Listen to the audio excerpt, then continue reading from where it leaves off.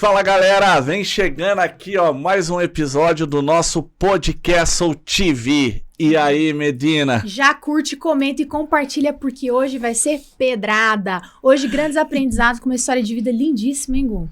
Sensacional. Sensacional. Pessoal, a convidada de hoje é uma pessoa muito especial, coautora aqui do livro Olhos de Águia.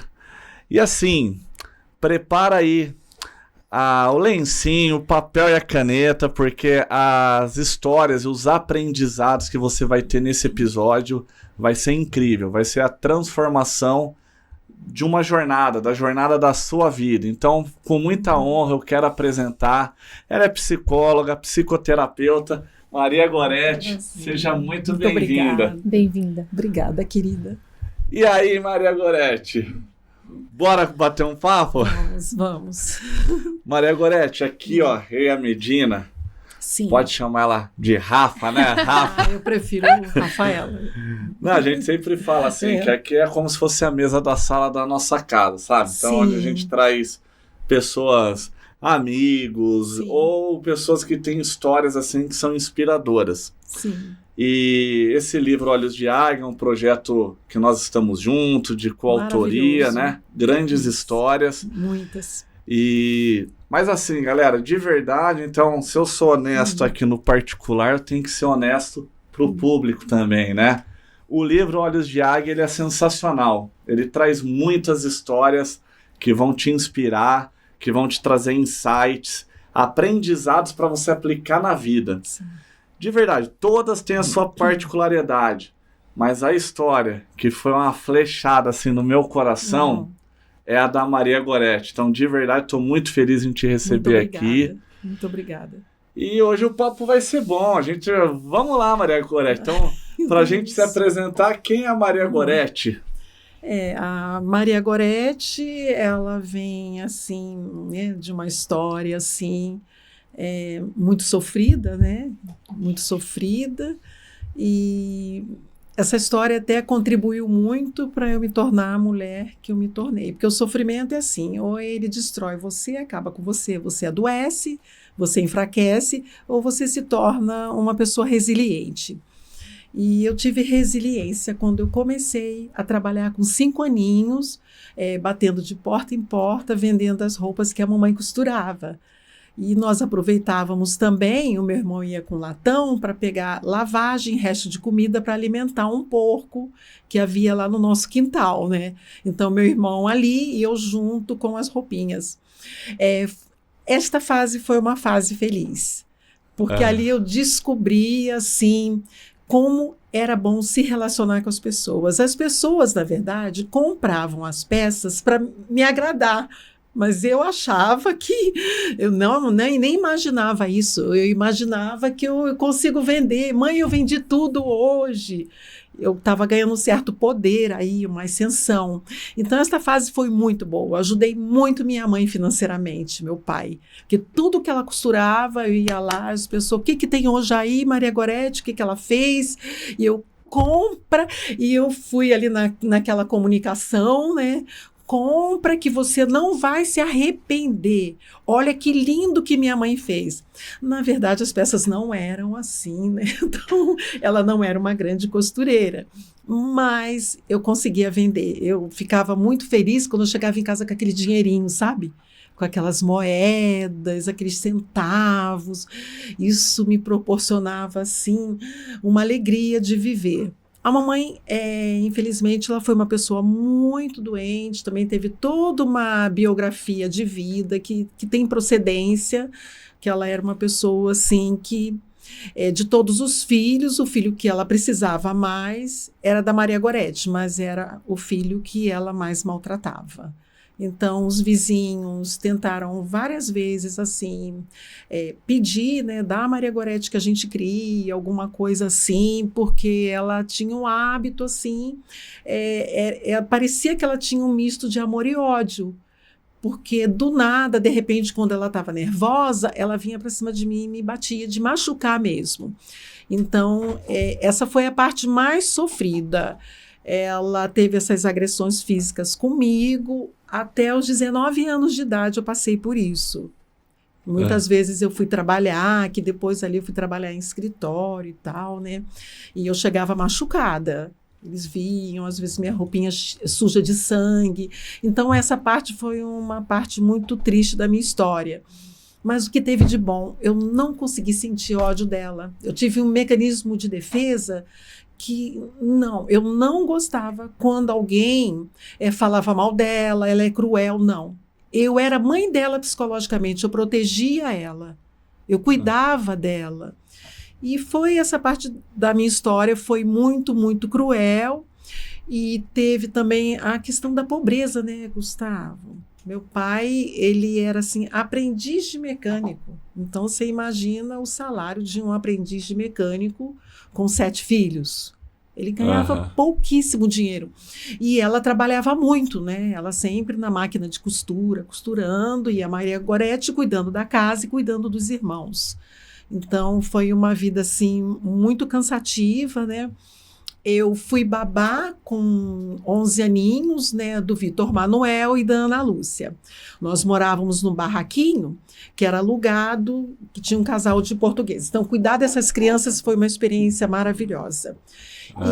E ela foi minha madrinha de crisma, a Maria Graciosa, e pediu para minha mãe, assim, para minha mãe autorizar que eu fosse morar com ela em Portugal. E eu fiquei toda feliz, eu falei, vou morar em Portugal e tal. E foi, assim, uma coisa maravilhosa na minha vida. Então, minha mãe falou, mas eu vou precisar do dinheiro. E minha madrinha, não, nós vamos, o dinheiro do trabalho dela, tudo nós vamos ajudar você, comadre. Porque minha madrinha sofria muito com aquele temperamento da minha mãe, mas elas se comunicavam, elas tinham uma certa amizade, né?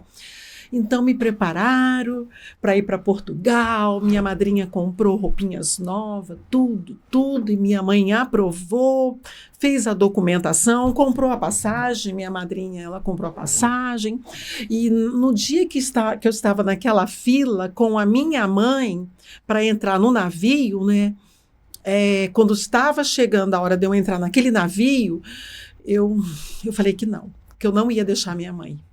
E ela estava chorando. Não, filha, você vai. Você vai. E eu não consegui. Olha a minha ligação com ela. Eu sabia que eu ia para um mundo melhor, mas naquele momento da partida, eu falei assim, não vou deixar. Aí minha madrinha, não, mas nós já pagamos tudo e tal. Eu falei, madrinha, eu dou um jeito, eu vou ganhar dinheiro, eu vou trabalhar, que eu sempre tive uma convicção que eu iria ficar bem financeiramente. Eu sempre, assim, tive essa sensação, sabe? Aquela que eu iria, certeza interna. Aquela coisa, aquela fantasia, mas era uma fantasia que me fazia bem. Então eu falei assim, madrinha, eu vou trabalhar e eu vou pagar essa passagem, mas infelizmente eu não vou conseguir ir. Aí ela ficou ali, aí veio o seu José, o esposo dele, meu padrinho, né? E chegando a minha hora de entrar no navio, e eu naquela fila. Conclusão, eu agarrei ela, minha mãe biológica, falei, eu não vou viver sem ela. Porque eu acredito, assim, que eu tive compaixão por saber que ela precisava muito de mim. E ela estava naquele misto de dor, de eu ir ou não, sabe? Vai ou não vai? Mas quando eu falei, mãe, eu vou ficar com você, e ela agradeceu muito. Eu não iria viver sem você, minha filha, fica comigo. E tive essa oportunidade, não fui para Portugal. Mas, infelizmente, mesmo assim, ela continuou me agredindo fisicamente, muito. Até que eu falei, o que eu tenho que fazer agora, né? Então, eu acho que seria arrumar um marido, né? O primeiro que passar, que entrar aqui no núcleo familiar querendo se casar comigo, é com esse que eu vou casar. Porque foi uma forma, então meu casamento foi assim, verdadeiramente uma fuga. Mas eu respeitava ele me respeitava, então tem isso, né? Tem. E daí eu me casei e tal, ela continuou com agressividade, não quis me ajudar a cuidar do Leandro, e o tempo foi passando, e ela foi ficando mais próxima de mim, até que antes dela morrer, bem no final, eu sempre cuidando dela, Nós éramos muitos irmãos, né? Teve uma tragédia quando eu estava com 10 anos, que a gente morava em área de risco, né? Então, meus irmãos estavam ali pegando barro, porque a nossa casa era assim, quando chovia entrava muita água, né? Então, aquele barro era para aterrar o terreno e tal, né? E ali o barranco caiu e meus 3 irmãos ficaram ali. O Carlinhos, ele ficou com barro até o pescoço. A Regina, ela teve muitas fraturas, ela ficou 6 meses em coma. Nossa, Hoje, 6 meses? 6 meses ela sobreviveu, mas ela não ficou bem, né? Neurologicamente falando, até hoje ela tem muitos problemas nesse sentido. E o Paulinho morreu ali no local. Então, essa tragédia também marcou muito a nossa história de vida, né?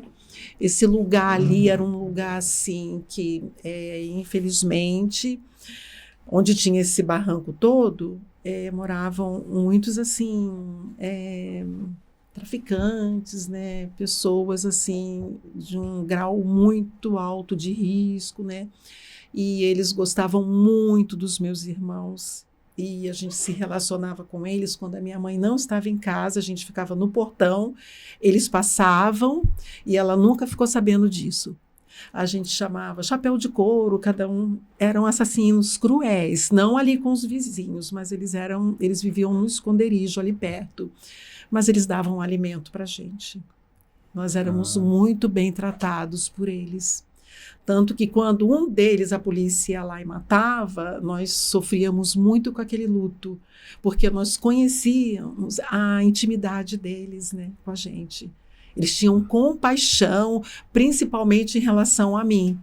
Então, e de repente, quando ela chegava em casa, quem que deu isso? Eu falei, e nós mentíamos, né? Passou uma senhora aqui, deixou essa bolsa com esses alimentos, mãe, pra gente.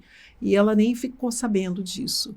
Mas foi uma fase, assim, de enriquecimento pessoal, sabe? Ali eu vi que o ser humano engana muito. Nós não conseguimos ficar com aquele rótulo, eles são bandidos. Para a polícia, para a população, eles eram. Mas comigo e com os meus irmãos, eles eram maravilhosos. Mostrava a outra versão. Exatamente. Então, isso também marcou muito a minha história de vida.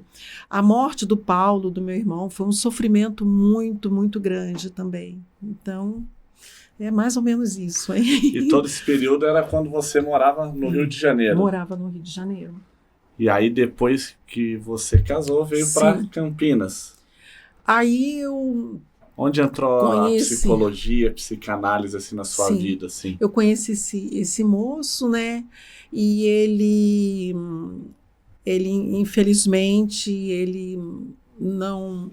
Aconteceu que ele era funcionário de banco, né? E ele foi mandado embora do banco, né? E eu me tornei uma pessoa muito dinâmica. Eu, com 19 anos, 20 anos, eu já era uma pessoa assim muito dinâmica, muito forte, muito resiliente. E eu falei para ele, o que aconteceu? Que mandaram você embora do banco. Ele era funcionário do Bradesco, mais de 15, 20 anos, desde quando ele morava no Paraná. Aí eu fui lá saber. Com o gerente, sentei lá na frente do gerente e falei, né? Eu gostaria de saber por que você demitiu o meu marido. O que ele fez de grave? Aí ele abaixou a cabeça, assim, aí chamou 2 gerentes lá do banco, né? Então ela está perguntando o que nós vamos falar para ela. Eu falei, pode falar a verdade, o que aconteceu? Ele cometeu algum furto, alguma coisa aqui no banco? Aí ele falou, na verdade é tão grave ou pior que isso. Aí ele disse que ele atacava as mulheres dentro do elevador, que ele era um tarado, era um maníaco, que ele era essa pessoa. Aí eu falei, desculpa, mas eu não vou acreditar nisso, eu não acredito nisso. Porque eu tinha esse lado da inocência, né? Eu me casei com 21 anos, eu era uma pessoa dinâmica, mas era uma pessoa ainda muito inocente.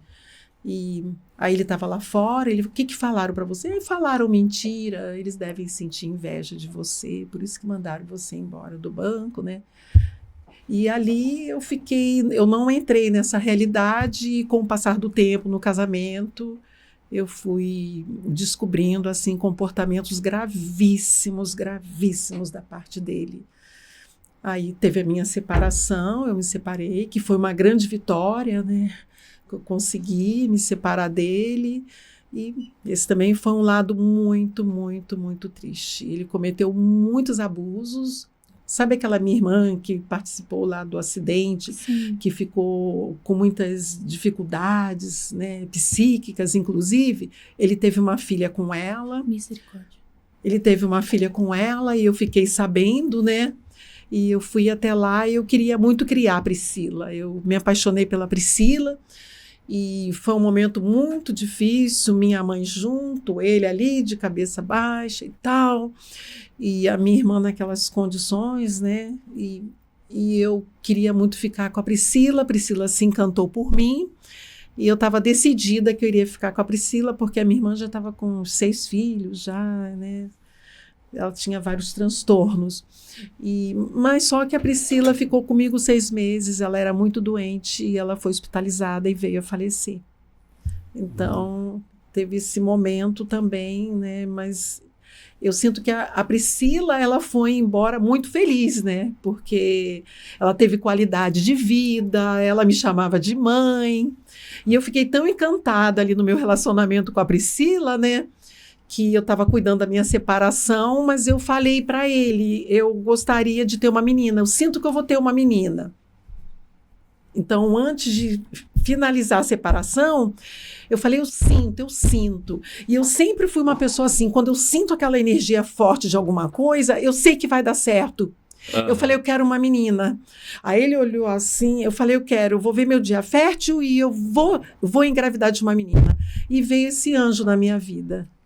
Letícia. Veio a Letícia na minha vida. Então eu acertei. E a Letícia é a minha companheira número 1. É a pessoa mais próxima da minha intimidade.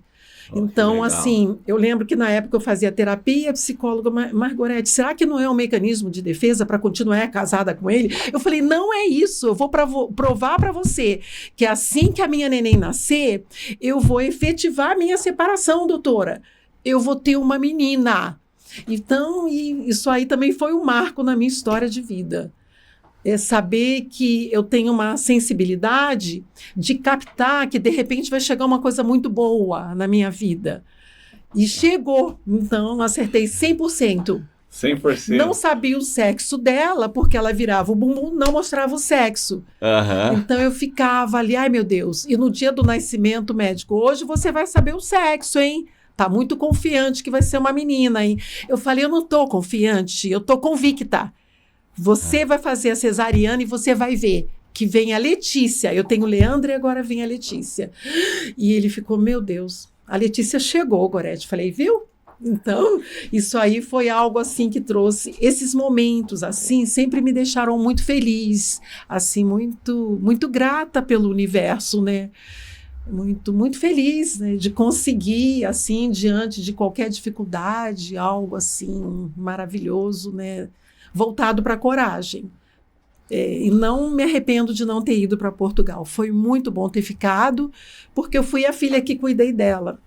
Né? Antes dela falecer, ela morou comigo e os meus irmãos se afastaram dela, eles não gostavam dela, porque ela batia muito na Maria Gorete.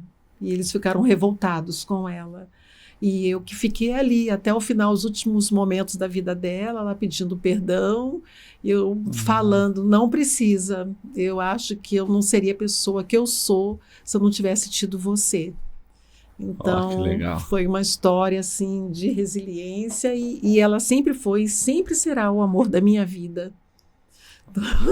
É sobre isso, a Maria Gorete, ela traz uma história muito forte, mas sempre com muito amor, muito amor, muito amor. Respeito, assim, pela trajetória de vida mesmo, né? Sim. De não...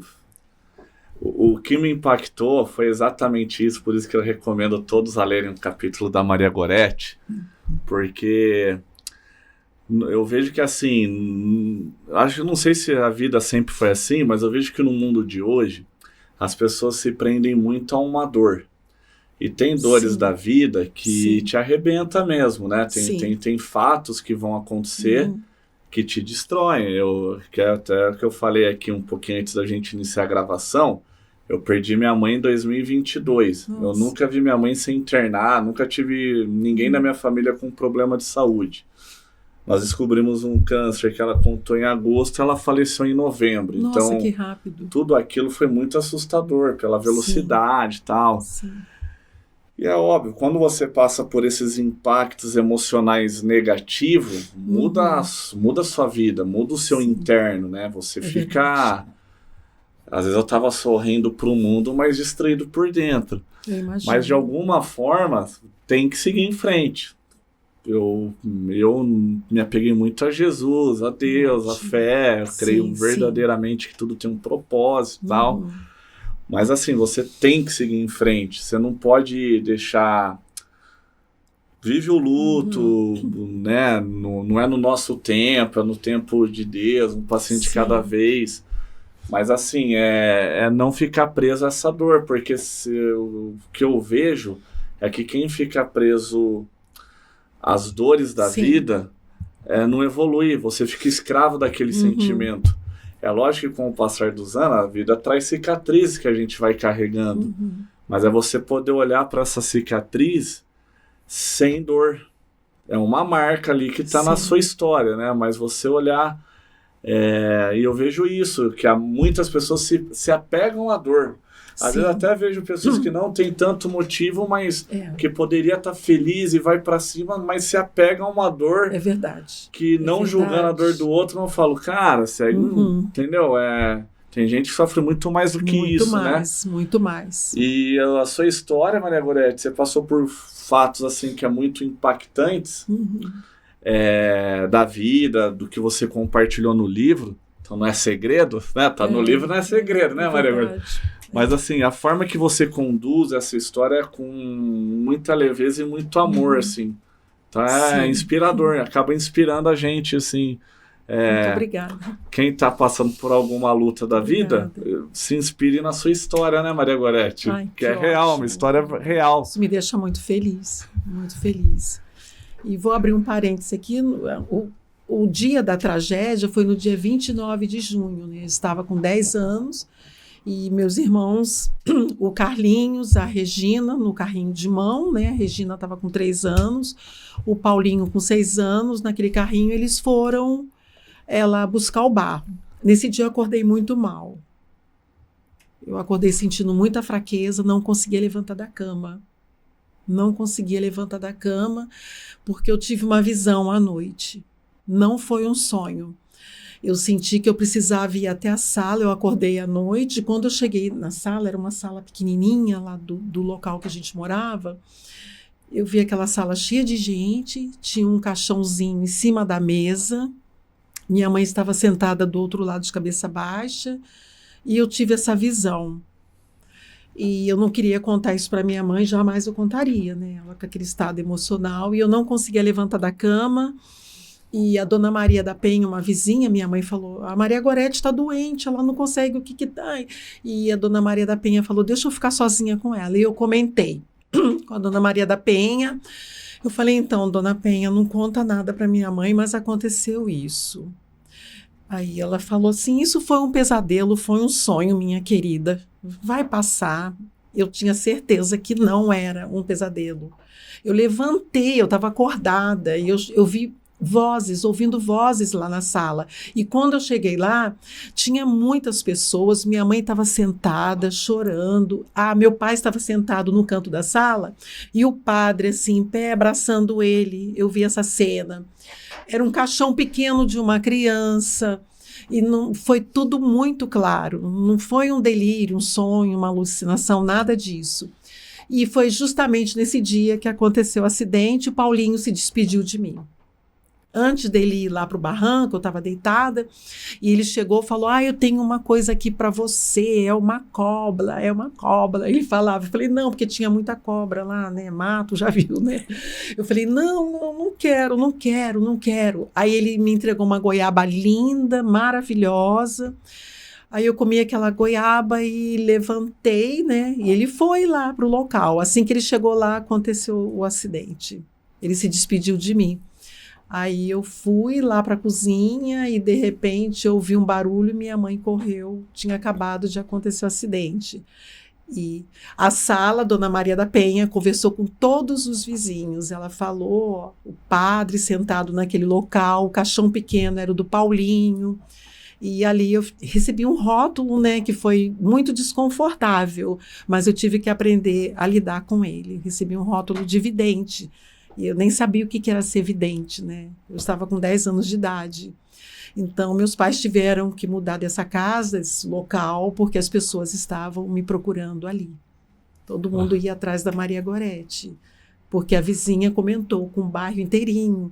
Ela me chamou e ela pediu que queria falar comigo e tal. E minha mãe confirmou que foi verdade, que a Dona Maria da Penha esteve lá.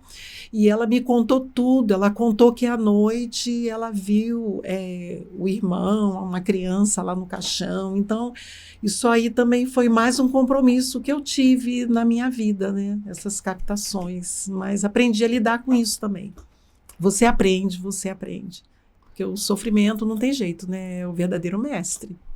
É verdade. Não tem jeito. Ou você aprende ou você se aniquila, né? Maria Goretti, hoje a OMS já reconhece várias doenças almáticas, né? Que seria a depressão e outros problemas. Sim. Você, como psicóloga, você acredita que você entrou nessa área para compreender um pouquinho melhor como que funciona a mente das pessoas? Porque aqui no seu relato você fala sobre o comportamento da sua mãe, que a gente vê, né? Sim. A gente tenta entender, será que ela sofria de alguma coisa? O que levava ela a ter essa reação justamente com você, né? Sim. E depois, esse seu marido, né? Esse primeiro marido aí, que teve esse comportamento, que você, na sua inocência, passou por todo esse transtorno também. Sim. Eu queria uma análise sua como psicóloga sobre o que seria isso, se tinha realmente algum transtorno dela.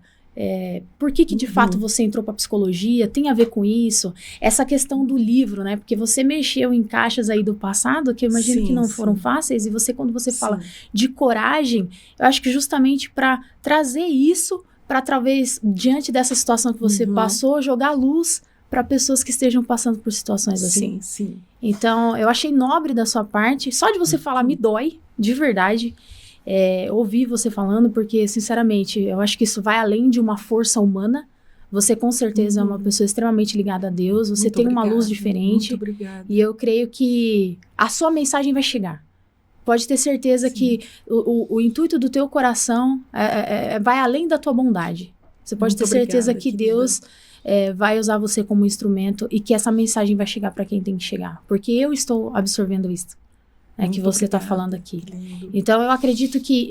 eu queria que você explanasse um pouquinho mais sobre a psicologia em si, e se sua mãe tinha algum transtorno, seu marido, como que você enxerga isso hoje dentro do que você tem como conhecimento mesmo.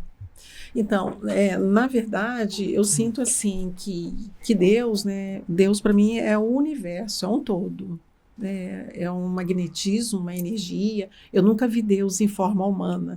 Eu sempre vi como uma energia extremamente de luz poderosa, que está assim acima do céu, da terra, né, que conduz tudo. Ele que criou o sol, ele que criou a lua. Eu vejo Deus assim, dessa forma universal.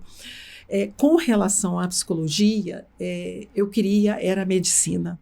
Eu não sei se é porque eu acompanhei muito o sofrimento da minha irmã, da Regina, eu cuidava dela, ela ficou engessada quase 1 ano, com 3 aninhos de idade, muito comprometida, e eu, assim, fui gostando muito da área da saúde, muito, muito. Quando houve aquele acidente que socorreram a Regina, eu corri junto atrás das mulheres, 2 mulheres que socorreram a Regina, pararam o ônibus e foram direto para o hospital.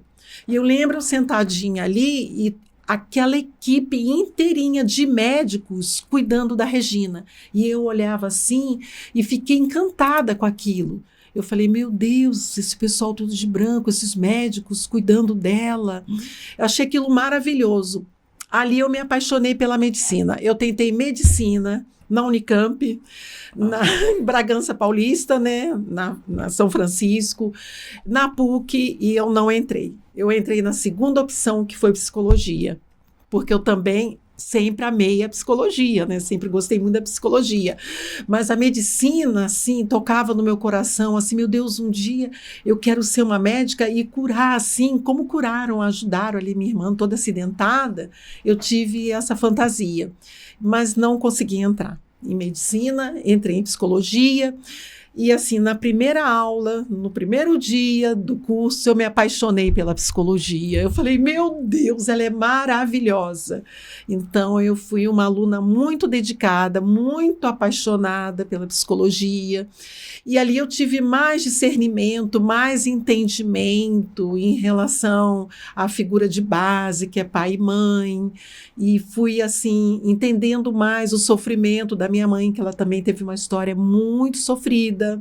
Quando ela nasceu, minha avó estava com 13 anos, tudo aquilo, né? E ela não teve mãe, ela ficava em cada dia com uma pessoa, era um bebê jogado para lá, para cá.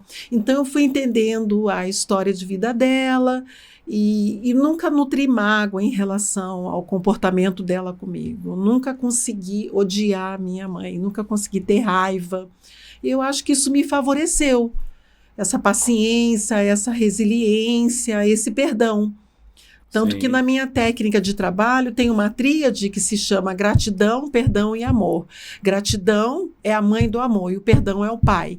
As pessoas mais resilientes e mais felizes do mundo são aquelas que conseguem verdadeiramente ter gratidão e aquelas que conseguem também verdadeiramente perdoar. Através aí do perdão e da gratidão é que nasce o amor. Só existe amor quem tem gratidão e perdão. Pelo contrário, o amor não existe. Que é uma, assim, técnica da minha técnica transcendental. Mas foi maravilhoso ver aqueles médicos cuidando dela ali. Eu fiquei com essa imagem. Mas entrei em psicologia e fui apaixonada pelo curso, participei já no 2º ano de psicologia, fui convidada para ir para congressos, né, para ser cientista, participar de congressos. Foi uma fase muito, muito boa da minha vida. Muito maravilhosa, o curso de psicologia. E sua mãe, ela tinha algum transtorno? Não? Sim, sim. Dentro da classificação, né, da Organização Mundial de Saúde, do CID-10, né, ela era uma pessoa assim, com muitos transtornos, persecutoriedade, que é a mania de perseguição, muitos recalcamentos, uma luta para não amar, por isso que ela maltratava a Maria Goretti. Ou seja, eu nunca fui beneficiada em nada na minha vida, que ela foi uma criança abandonada. Então, como agora que eu vou ter que amar a Maria Goretti? Então eu fui entendendo tudo isso com a psicologia e a gente teve um relacionamento muito bom, até ela vir a falecer. Senti profundamente que os meus irmãos que ficaram mais prejudicados. Eram 3 meninos, né? Eles ficaram mais prejudicados. O quê, meu amor? 10 minutos já para acabar? Não, mas vamos dialogando aqui. Tantas coisas para perguntar. Eu posso fazer uma perguntinha aqui, Medina? Deixa eu... Faça. Sabe o que eu queria conversar também, Maria Goretti? Sobre o seu outro livro, que você passou aqui. Sim. Sobre os adolescentes. E aí, se você puder explanar aqui pra gente, eu achei muito interessante. Sim. Ele é um livro assim, mais científico, mais técnico, né? Ele mostra ali a puberdade, que é a pré-adolescência, explica todos os sintomas da adolescência, mostra assim que existem crianças, né, que têm um ego mais forte, outras já têm uma natureza de um ego mais fraco. Então, as doenças, né, que caracterizam a adolescência, por isso que ela tem esse nome em grego, que é adoecer, esses transtornos. Quem causa muito isso são os sintomas fisiológicos que se caracteriza mesmo pela chegada dos hormônios. A menina fica com depressão, recebendo no sangue, no cérebro, progesterona, e o menino com rebeldia, porque ele está recebendo um hormônio muito agressivo, que é a testosterona. É um hormônio muito forte. Tanto que você vê, a psicologia até fala que o homem é um animal, por conta da testosterona, né? Se você deixar um homem crescer a barba, ele vira um bicho mesmo. Ele se caracteriza que a testosterona é um hormônio muito agressivo. Então, eu gostei muito desses estudos, dessas pesquisas, e ele foi vendido em Portugal, né? No Brasil mesmo, eu não fiz mídia, não fiz nada, deixo lá no consultório, as pessoas compram, e é isso. Foi uma experiência muito boa, ele contribuiu muito para eu também ter a maternidade que eu tive, o meu entendimento com meus filhos, né? Com o Leandro, que os filhos são totalmente diferentes um do outro, né? Eu tive um menino e depois uma menina, e o livro me ajudou muito nesse sentido também. E a minha própria história de vida, né? Aí você trouxe um dado aqui que eu achei legal, mas eu acho que eu não estava gravando. Que antes a adolescência iniciava ali mais ou menos aos 13 anos, sim, e até os 21, né? E hoje, no Brasil, não. Até os 31... Isso aí, as pesquisas estão mostrando, assim, o quanto as pessoas estão ficando cada vez mais regredidas. Porque lá atrás, no passado, as pessoas começavam a trabalhar mais cedo, existia muito mais rigor.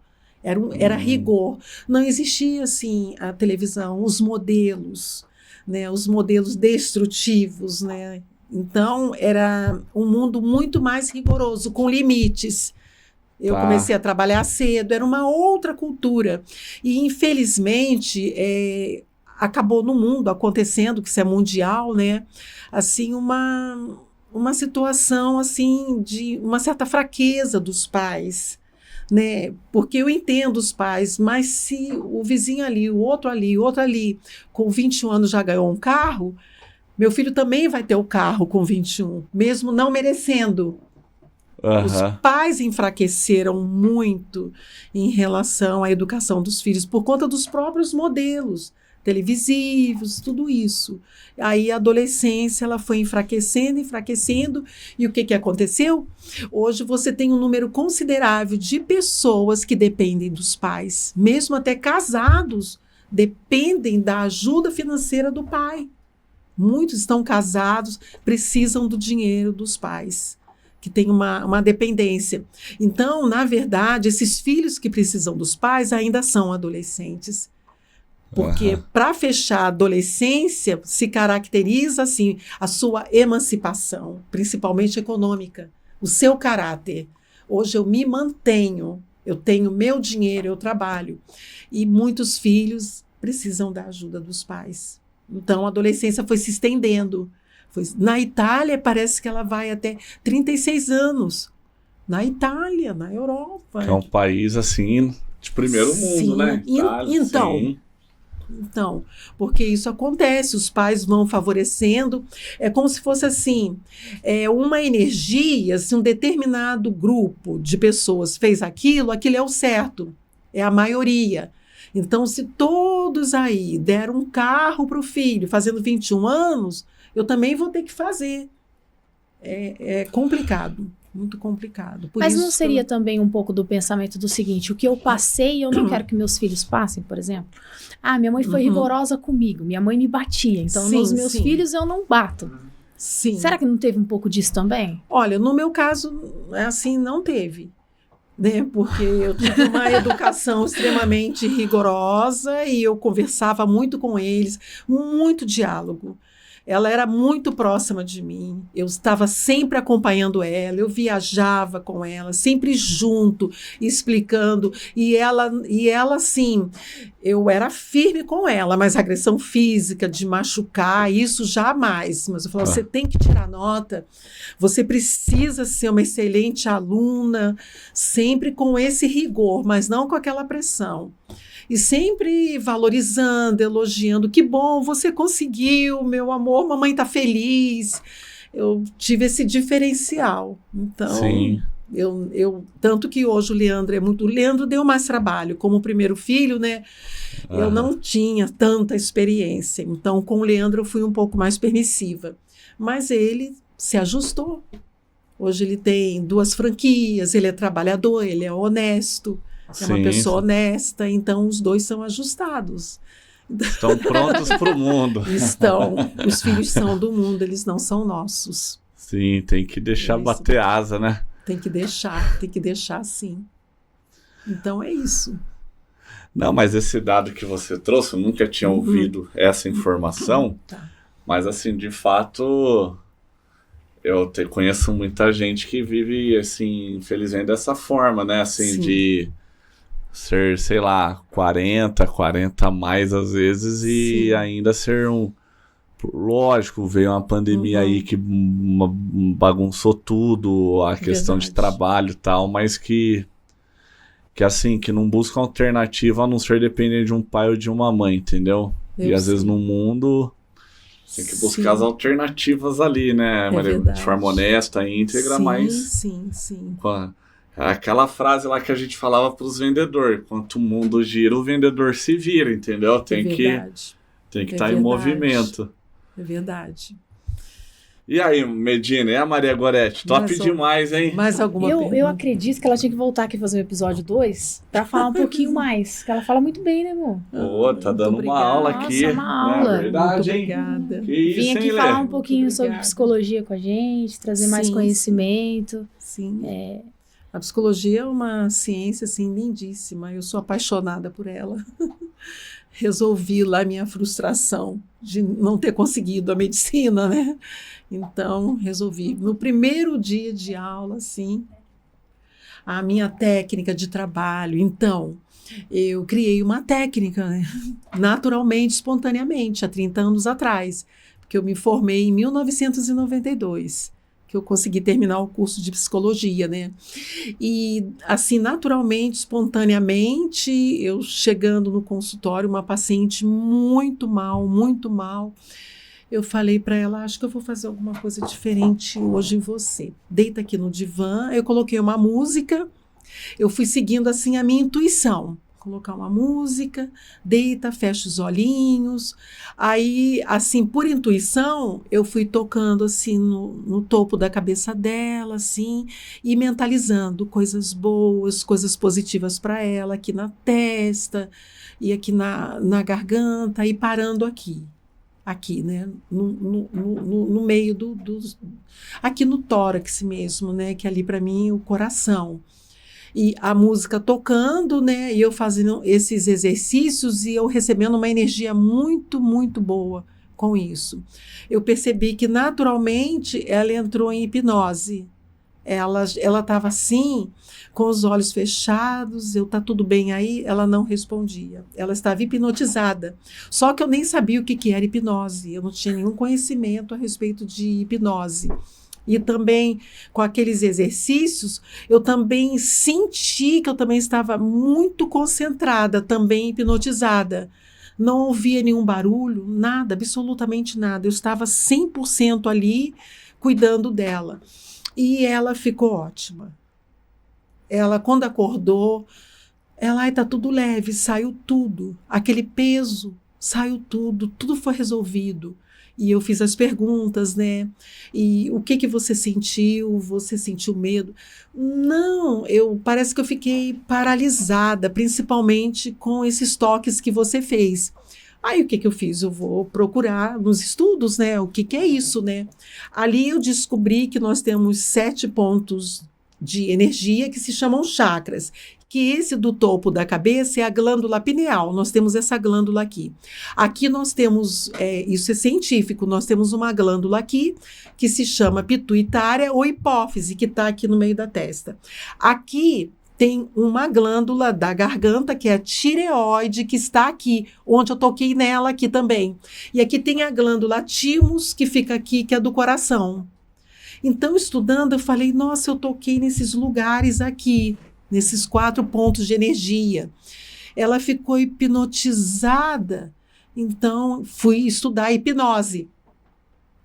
E isso foi acontecendo com todos os outros pacientes.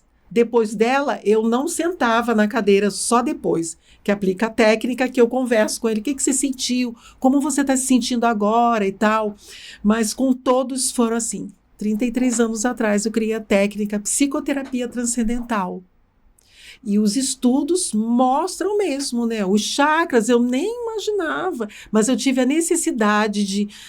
Eu respirava fundo e apertava com os dedinhos aqui. Aqui eu respirava também, aqui na testa, e eu sentia algo muito bom. Aqui eu fazia assim com as mãozinhas, naquele momento, e até hoje a técnica funciona assim. Meus pacientes são todos em encaminhamento. Todos. Eu já atendi mais de 6.000 pessoas durante esses 33 anos. Eu trabalhei muito,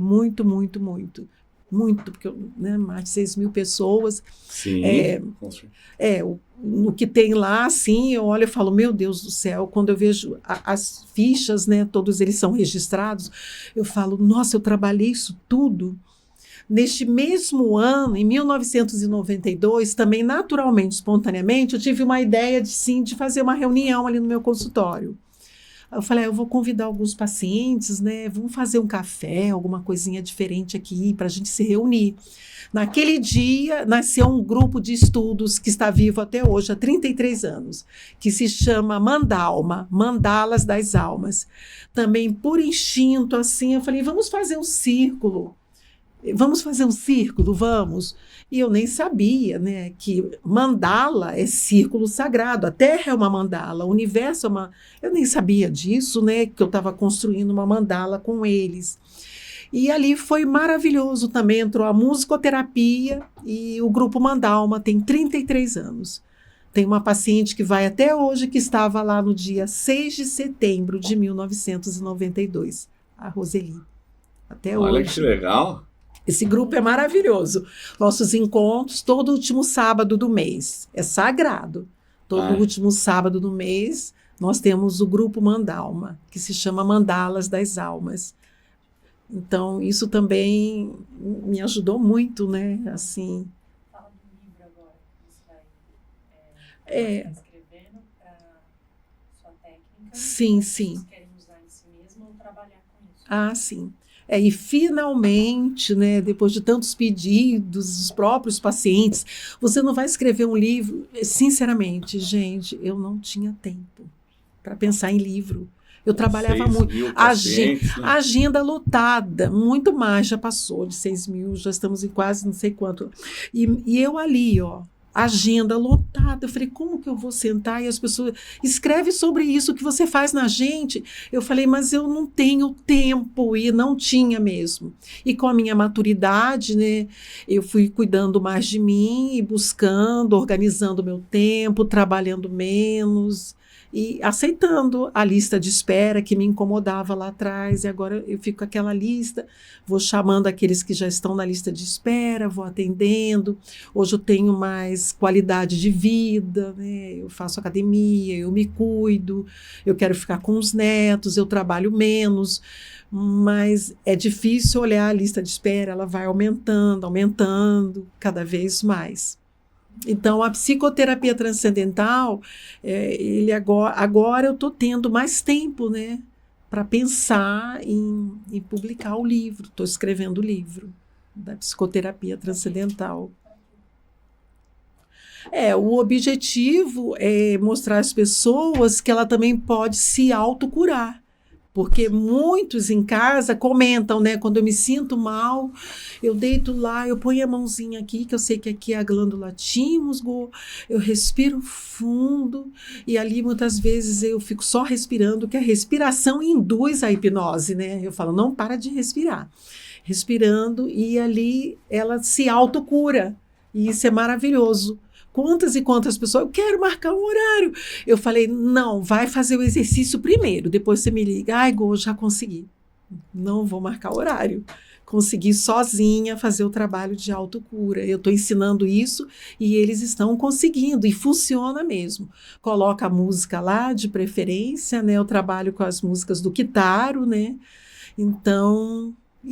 eles gostam das músicas do Kitaro, né, que é um japonês muito conhecido. Bom, então é isso. Aí é para controlar a ansiedade, as angústias. Para qualquer situação, para câncer, qualquer situação grave, funciona. No fim, você continua fazendo medicina. Ai, que linda. Ai, O desejo era levar sim. cura, né? E acho que Sim. dessa Sim. forma você consegue cumprir o seu propósito, né? Consigo. Eu fiquei aqui pensando o seguinte, hipnose. Quando Uhum. fala essa palavra, dá um pouquinho de medo, né? Ah, eu vou entrar em hipnose. Como vencer, assim, né? Porque pra mim é uma palavra nova. Eu não tenho a prática de fazer, né, meditação e tudo mais. Sim, sim. Embora eu acho que quando você começa a fazer orações, né? De alguma forma você tá ali meditando em algo bom, né? Verdade.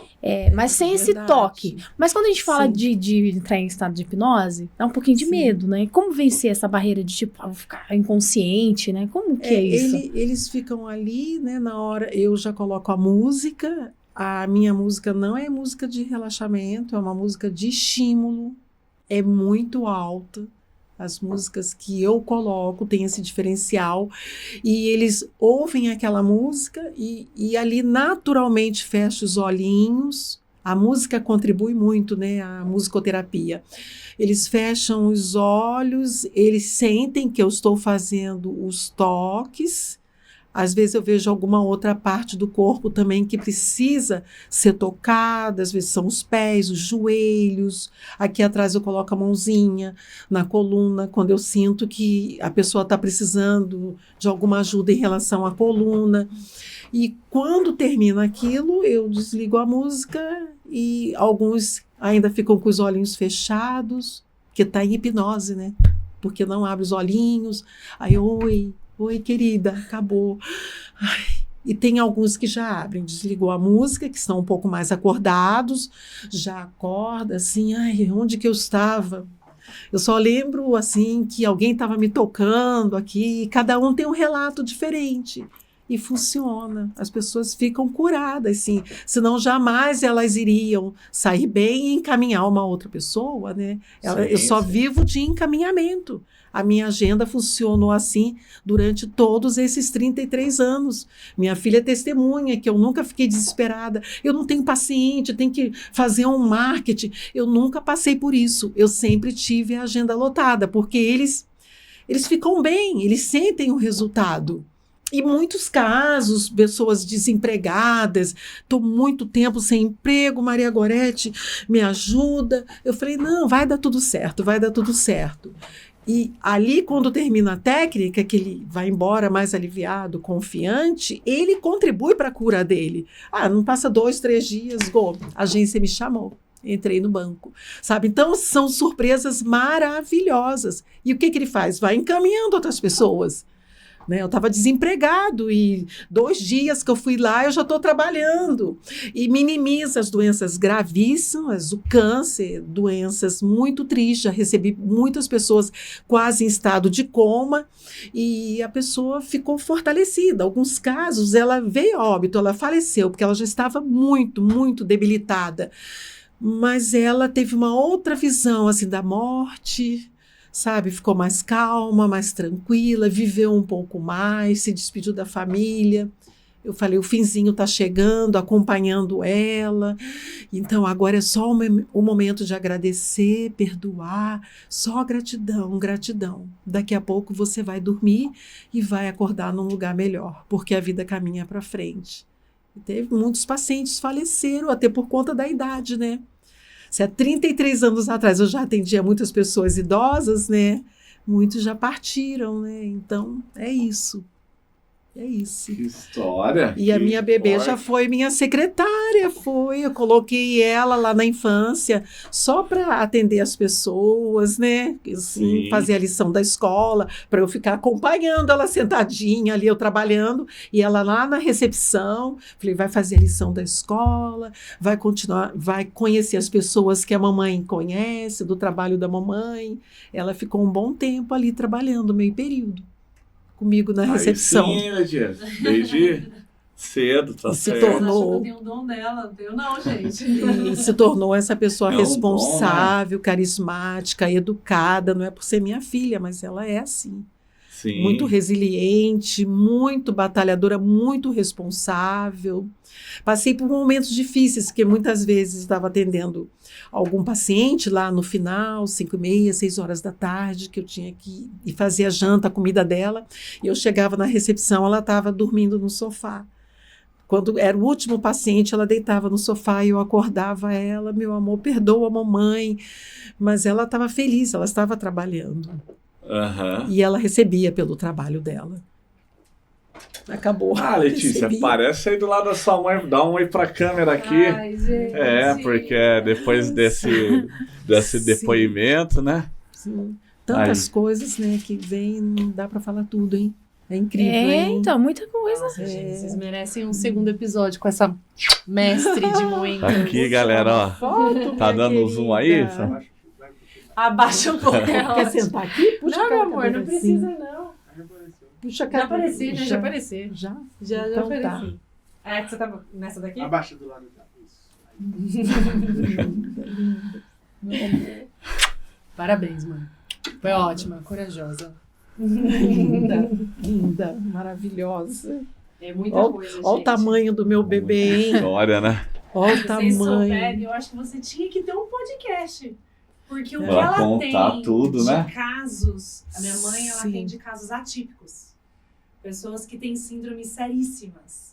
Desde, tipo, assassinos de aluguel. Pessoas que já tiveram, assim... O mundo do crime. Muitos complexos de Édipo. Difícil, Não sei se difícil. vocês entendem desses termos, né, da psicologia. Muitos casos gravíssimos muita de receber a síndrome. mãe que se relaciona sexualmente com o Incesto, filho. muito Eu recebi incesto. casos gravíssimos. É? Relações incestuosas, tudo muito grave.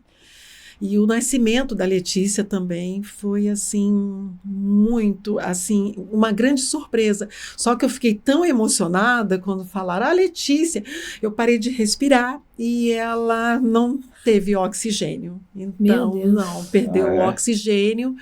E, infelizmente, eu fiquei lá no quarto aguardando e o médico falou, ó, com uma grande probabilidade, ela vai ter sequelas. Eu falei, tudo bem, tá tudo bem. O importante é que eu tô com a minha menina, eu quero ver a minha menina. Eu não estava preocupada se ela ficou deficiente mental. Não, eu não senti isso. Eu já estava até imaginando, nossa, perdeu o oxigênio, acho que eu vou ficar com ela carregando ali, ela crescendo e tal. Eu estava feliz porque eu ganhei uma menina, gente. Isso que estava tocando no meu coração. E, de repente, eu ali vendo as mães, né, com seus bebês, e a enfermeira chegou. Ela está 100% saudável! Ela quer mamar, mãe. Eu falei, ela não tá babando? Ela tá, mãe. Não, ela tá 100% saudável. Isso aí é um milagre, mãe. Ela perdeu oxigênio e ela tá com os movimentos, tudo. O neurologista, o neuropediatra deu avaliação, nota 10 para sua bebê, sem sequela nenhuma. Eu falei, então toma o TT e tá tudo bem. Olha que legal. Então, E Maria Gorete, só antes, né, da gente Sim. finalizar o episódio, que tá Sim, sensacional. sim. E de verdade, já fica o convite para você voltar. ótimo. É muito interessante essas histórias, Sim. se compartilhar, lógico, sem expor ninguém, mas esses Sim. casos que você recebeu dentro da sua consulta ali, Sim. que pesado também, né? Muito. Mas assim, aí é pra dar aquele zoom aqui, ó, assim, aquela que vira corte mesmo, hein, Maria Gorete? A Pessoal, mensagem que tá no seu coração. A minha mensagem é só gratidão. Gratidão a essas pessoas maravilhosas que têm esse trabalho de comunicação divino, sagrado. Eu cheguei aqui um pouco assustada e eu tô fechando com chave de brilhante, porque eles são maravilhosos. Gratidão. Gratidão, Maria Gorete. Vocês E são aí, maravilhosos. Medina? Eu não queria que ela fosse, gente. Eu também não. A gente tinha que estender esse podcast. Vocês são maravilhosos, vocês são lindos, vocês são leves, você é maravilhosa. Ela fala muito com os olhos, né? O olhinho dela brilha muito. Eu levo para ela, olha o olho dela como tá brilhando, olha para ele. Mas é por conta da sua luz. Ah, querida. É a sua luz. Querida, Você não é tem linda. noção da luz que você carrega. Ai, O bem que você faz, você não tem noção. Mas a galera aí do outro lado sentiu. Então curte, comenta, compartilha. E não deixe de buscar também o nosso parceiro Fly Up Intercâmbio. Se você quer fazer inglês de verdade, vem para Newcastle e viaja com eles. Eles conhecem o rumo Maravilhoso. perfeito para você. Se você assistiu esse podcast até o final, não deixe de seguir as redes sociais da nossa querida, que tem muita coisa pra nos ensinar. Quem aí concorda pra ela voltar aqui de novo, hein, Gu? O que você acha? Já tá dentro. Igual o Cássio. Vai ter um quadro aqui igual o Cássio Corazari. Sim, sim. É isso aí, galera. Obrigada e até a próxima. Valeu.